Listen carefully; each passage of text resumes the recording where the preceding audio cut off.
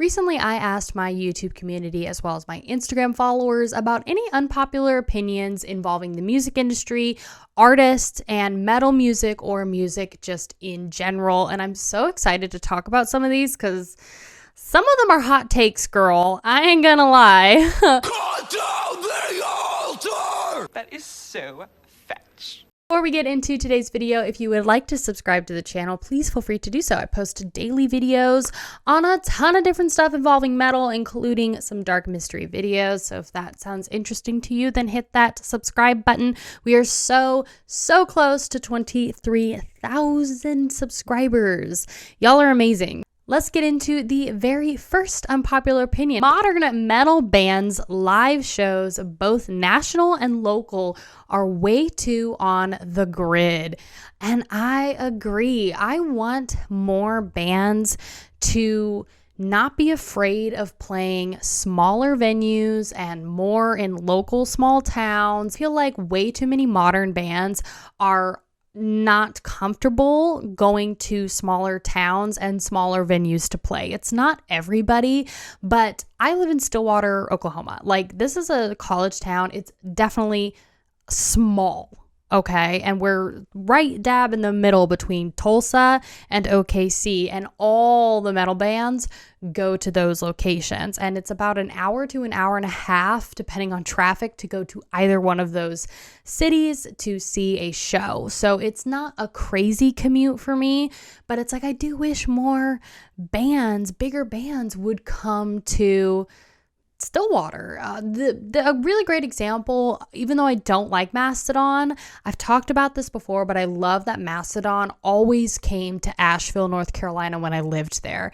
And Asheville's definitely becoming a bopping place, but you know, their theater in their town is not very big, and most people will either go to Raleigh or Charlotte, but Mastodon always went to Asheville. And when they were touring with Ghost, when they were touring with Spirit Box, they brought them to that show. Even Lorna Shore was even going to that very small theater, and I thought that was very admirable. I think you see a lot more of bands skipping like smaller towns and stuff outside of the US. I feel like there's so many places around the world where people have to commute hours, like sometimes 6 hours, just to go see a band or go to a festival, like the closest show to them. So I wish more bands were not afraid of going to smaller places and smaller venues, just because I know it's like a money thing. It's like, well, we probably won't sell a bunch of tickets or whatever. And it's like, I think you'd be surprised how many fans you have in these like really small areas, you know? Rap is more creative than metal now. Yikes. I extremely disagree with this. This is definitely a hot take. I respect your opinion, but I think if anything, rap has gotten more dumb and more safe and boring over the last few years in terms of production, beats, lyrics, and even their music videos. Than even like 10 years ago. Like 10 years ago, I feel like you were having a lot more rappers, like Kendrick Lamar. He was coming out with, To Pimp a Butterfly, and that was like the record of the freaking year. You had like Kanye coming out with some decent stuff. That being said, I also think that mainstream metal is definitely getting more of like a genty vibe instrumentally. Lyrically, I can't really speak on that, as I've been diving more into like the older school metal on my channel. But one thing that I can say that I really appreciate within modern metal music is that any woman that is in a band now in metal is very classy, and there's not like an over-sexualization of women in metal. And I think that's ironic considering the fact that so many people think metal is like, this harsh, satanic genre, and it's like, awful and just noise and whatever. Meanwhile, they'll totally listen to rap and pop artists that are like basically nude on stage. And it's like, in my opinion, I think a lot of the women in metal right now in the mainstream scene are just great role models for your daughters and for young women that are growing up and need that role model. So that's my opinion. I do not think that rap is more creative than metal now by any means. Metal and rock fans, not the bands, are the least open-minded fan bases towards other genres. And I agree to an extent. I think the majority of metalheads have it in their heads that you're a poser if you listen to anything that is not metal. But I also think it's more than okay to listen to other artists outside of metal, especially if you are an artist yourself. I think it's so important to listen to everything that you're interested in, not only for your own, like, you know, I guess musical, spiritual journey, just to like have something else to maybe inspire you, whether it's for your music or for your own personal life. There's been so many situations where, you know, listening to a new artist that is usually not in the same ballpark that I listen to has inspired me to, you know, do something new or try something new or just, you know, and it doesn't even have anything to do with my music. And then there's been other things that I've been inspired to do within my music just from listening to artists that I don't usually listen to. I think this closed-mindedness also comes from the mentality that metal is exclusive to outsiders, because metal has this whole like extreme vibe around it to people in the music industry.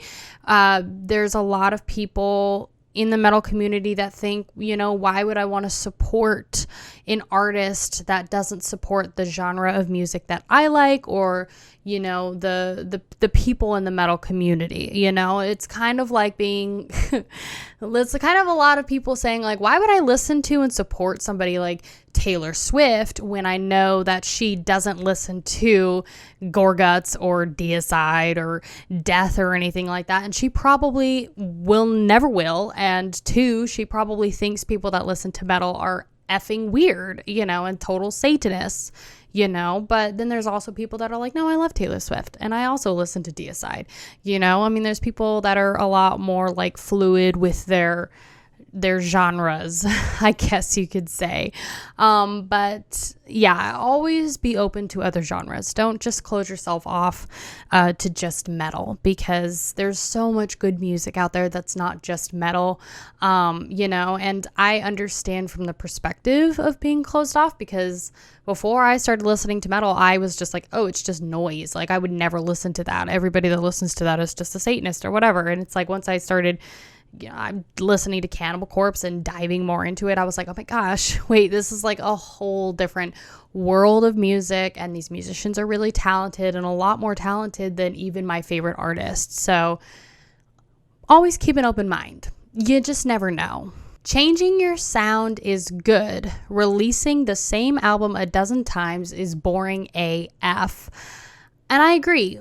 But I also think it takes time to be able to do that, if that makes sense. Most of the time in the music industry, when you're dealing with like a new artist, it's very important to kind of establish your sound, establish your brand, establish your band, and that way you're building a fan base, you're building the foundation of your band, you know. So you're touring, you're releasing albums. It's like, you know, if you're doing death metal, like, try and stay kind of within your lane for at least the first like 2-3 albums until you've really established a following and trust within your label. You've been able to sell records and that type of stuff, and then you're able to kind of branch out and experiment and do what you want. You know, the best example that I have of this is actually with Ariana Grande. It's kind of crazy, but when she first got signed to her record label after the Nickelodeon show, she did her first 3 albums are awful, girl. And I mean, they're like, ghostwriter to hell, like terrible pop music. They're awful, awful, awful. There's no heart, there's no soul, nothing. And then after she had, the Manchester bombing, after Mac Miller died, then it was like, okay, she kind of replaced her ghostwriters with different ghostwriters that allowed for her music to be a lot more personal in sound, and she went more for this kind of like R&B fresh pop sound, and then she kind of stuck with that. Sweetener came out, Thank You Next came out, Positions, more R&B. Like, she was really able to experiment and release the music she wanted to after those 3 albums. So you really need to establish your fan base in order to do that. But in regards to this, I think definitely releasing the same album a dozen times, not experimenting at all, especially after you are already an established band, is boring AF. Like, fans want to have something new with your record. Like, you can even stay in your same lane and still have it be refreshing. And I think Cannibal Corpse and Dying Fetus do this really well. But never be afraid to experiment. Never be afraid to try out different things, because at the end of the day, it's like, there's no harm in failure. Like, you can change your sound, and if it doesn't work and your fans don't like it, then you can kind of revert back and go back to your old ways. Drummers don't get enough credit, and I agree. Drummers work extremely hard, and I think most of the reason why they don't get enough credit is probably because they're kind of shoved in the back for like live performances most of the time. They're kind of like the rhythm. They're the most important instrument in my opinion, but they're not the main focus, at least most of the time. If we're looking at like a generic lineup for a band, it's usually, drummer, bass, guitar, and then you have a lead singer, or the lead singer also plays guitar. So it's very not rare, but you don't see it as often where the lead singer is also the drummer. So I think that is a huge reason why drummers don't get enough credit, is because most of the focus is on the lead singer, the main entertainer, if you will, of the band. They're the face of the band. They're the face of the brand, if you think about it like that. So really, you just always appreciate the drummer. If you're a singer, always shout out your drummer and show appreciation, because they don't get enough credit, and they are like the backbone of the music industry, really. Most modern singers don't actually have good voices. They just mix easier. And I agree. I absolutely agree. I think at the end of the day, it's all about money and looks in the end. If you have a pretty face, if you have connections, if you have money, if you're just, in the right place at the right time, you will make it in the industry. That's kind of what it really is. There's a lot of people that have just okay voices, and they're really not that good. But, with the help of a good studio, a good engineer, auto-tune, a little bit of reverb, girl, and some, other vocal effects, you can make your mediocre voice sound very good. And then we also live in a day and age where you can cover your talentless ass with playback and, skimpy outfits and backup dancers. So people never really, you're just a mid performer, but you can make millions for the label. You can make millions for yourself, and therefore you can buy your mansion and live happily ever after. So I definitely think, yes, I definitely think most modern singers are just mid.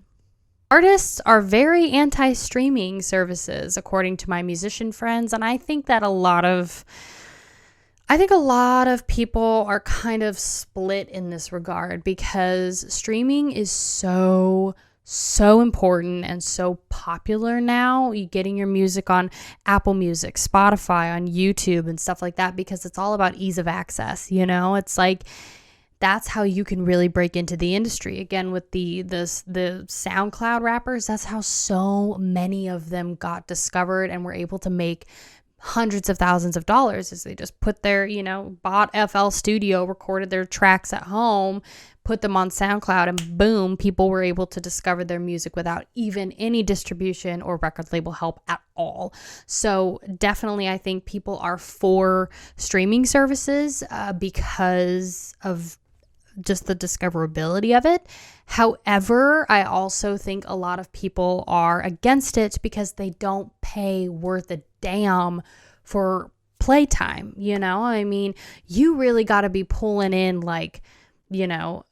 Taylor Swift numbers in terms of Spotify streaming in order to even make anything. And I think it was Danny Filth of Cradle of Filth who was actually talking about this, and he said that he only made I think it was $40,000 off of all of his streams on Spotify for, I'm not sure if it was a year or something, so don't totally quote me on that, but I know that he recently had some headlines talking about this, and the money was just very, very, very small for how many streams that he had gotten. So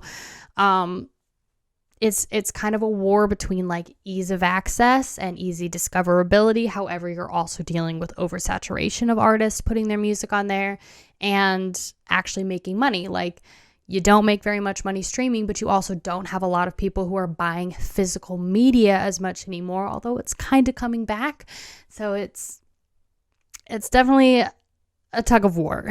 There are some beautiful metal album covers, high art caliber. Why don't metal album covers get the recognition they deserve? If the Museum of Modern Art had an exhibit on metal album covers, I'd be there. I think if they made this museum, I would also be there front row. Honestly, there are some very, very beautiful album covers. I mean, Candlemass is a great example. And Abstract Illusion, their most recent record last year, was an amazing example, but they also had an actual oil painter do their album cover. So yeah, I agree. There's some gorgeous metal art out there, which is why, just don't skimp on your art. Don't skimp on a good album cover, because there are a lot of metal heads that base listening on your record just on your metal cover alone. So it's very important. Quicker does not necessarily make it more impressive / technical. Somebody also said heavier doesn't always mean better. And I agree. I think bands need to get back into the habit of treating music like they're telling a story. Where is the song going? What's the end result? What kind of story are we telling with this? I think that a lot of bands forget how important having a bridge is, or having a different kind of chorus, or some sort of melody, or something to bring diversity to the track. And this can even go for the entire record. I think there's a lot of metal records that are very much the same throughout the entire album. There's just not much diversity, and it's there is something very nice to the ears when you add that diversity, when you add a memorable solo, when you add choral vocals, or even a woman vocal, something having a different vocalist, whether it be a girl or a guy, coming in, even something as simple as a sample or an instrumental. It's all very, very important into telling your album. Poser is the most overused word in metal culture. I agree. I think people will always call me a poser because I am kind of new to metal and I don't have years and years of listening experience with the metal genre, and I don't know everything about the genre, and I'm still learning. So there's definitely a lot of, I'm ignorant to a lot of the history and the background of metal music, but as I'm listening to these bands, I'm learning and I'm doing my research and stuff like that. So it's just funny for me personally to be called a poser when it's bro, I obviously like metal. I was literally called a poser for buying a metal vinyl, buying metal merch, my Hell's Headbangers shopping vlog or shopping haul. I was literally called a poser, and I'm for buying merch and actually listening to it. Like, I don't get it. Metal songs use pop song structures. Most of them do. Definitely the mainstream metal bands do, because that's what their label kind of tells them to do. It's a lot more like radio friendly, especially when you're thinking about having a single, like a really good single promote your record. It's just kind of the format that's proven to sell. The classic song structure for like pop music or popular music is proven time and time again to capture and maintain listeners and keep those listeners coming back for more, because you either give them a really good, diverse bridge that's just absolutely to die for and we have to continue listening to it, or there's a amazing riff that's like so freaking catchy we just have to listen to it over and over again. I mean, this is a song structure that just works. So yes, there's absolutely, metal bands across all the genres that in one way or another copies that kind of pop music format, because it's proven to work, which is why this kind of ties in with like heavier doesn't necessarily mean better, or quicker doesn't necessarily mean better, because it's like, think about diversity in your track. Think about ways that you can keep your listeners coming back. It doesn't have to just be quick throughout the entire thing. You can add diversity while also staying true to your sound. Like, why do you think that Metallica is the most commercially successful metal band of all time? And why do you think that they're, winning Grammys, being played on the radio, being talked about, having sellout tours that are on massive arena stages? It's because they copied that formula. Like, regardless of what you think, they absolutely went mainstream. They copied that pop music formula, and they have that, that sound. They copied it and people love it. And so there's better ways to do it though, without totally, I think, selling out or getting rid of like your main sound, but that's my interpretation of it. So this last one is my unpopular opinion, and that is Cattle Decap's Terracite has deathcore elements. Ooh. Yeah, like I said, this is my unpopular opinion, and I was actually reading a lot on like Reddit and stuff, and there were tons of people who were denying that Terracite had deathcore elements, and there were a lot of people writing posts in the deathcore threads being like, what do you think about Terracite? And they were like, well, Cattle Decapitation's not a deathcore band, they're like death grind, so they don't really, we can't talk about it because they're not deathcore. They don't have deathcore in their sound. And I disagree. They do. They absolutely do. And in fact, I think that Cattle Decap absolutely helped modern day deathcore bands in their sound. I absolutely think they inspired the modern deathcore bands that we have today, like Lorna Shore, for example. And I think that they, in their older records of Cattle Decap, there's definitely more of a raw kind of sound there. And I still absolutely believe they're a death grind band. They are not a deathcore band. So I'm not saying Cattle Decap is deathcore. They are a death grind band with deathcore elements for sure. And you hear it in Terracite. The production of Terracite is very polished. It's very mainstream in sound. And a lot of their songs have the deathcore blast beats. Travis Ryan especially has deathcore vocals in this record. It's very much deathcore. Solastalgia is a perfect example of this. You've got the mix of like these high goblin screams. You've got the like blast beat drums that are very overproduced.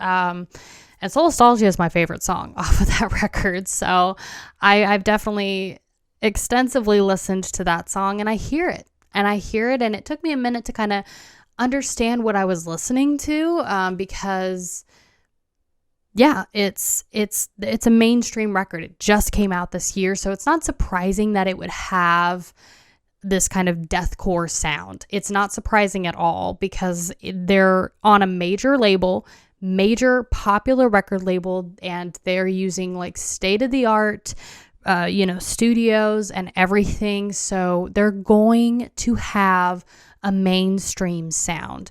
It's very polished, it's very clean, and that's just what it's gonna be. That's the time. And I think that they definitely inspired deathcore bands in today's sound. So really though, even though that they have deathcore elements in this record, Terracite, Cattle Decap is absolutely in a league of its own. Like, they are 100% their own sound. I really haven't found a band that doesn't like Cattle Decap. They're not, there's no other band that sounds like them. And I think that that's a gift, and that's what you want to be when you're an artist, when you're a band, especially being at the level that they are at right now. They're in a league of their own, and I think that that's great. So that's going to do it for this video on today's Unpopular Opinions. What did you think? Did you agree or disagree to any of these takes today? Let me know down below in the comments. And if we missed any unpopular opinions that you think are worth mentioning, put it down below in the comments, girl. Let's talk about it. I want to hear your thoughts. Thank you so much for being here. Thank you so much for watching, and I will see you in the next video. Bye, you guys.